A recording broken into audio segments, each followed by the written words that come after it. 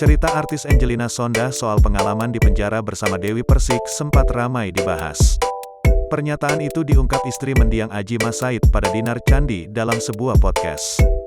Dalam pernyataannya, Angelina Sondakh menyebut Dewi Persik sempat ciut saat dibentak napi di rutan Pondok Bambu. Nah, pernyataan ini rupanya membuat Dewi Persik panas. Saat melakukan live TikTok, Dewi Persik memberikan sentilan keras pada Angelina Sondakh. Rupanya, DP mengaku tak pernah mengenal Anggi secara langsung. Menurutnya, dia tak pernah ingin berseteru dengan orang yang selama ini tak pernah menyentil namanya. Pedangdut dengan ciri khas goyang gergaji itu pernah ditahan di rutan Pondok Bambu karena kasus dengan mendiang Julia Perez. Angelina Sondakh bercerita bahwa Dewi Persik pernah dibentak oleh narapidana pembunuhan.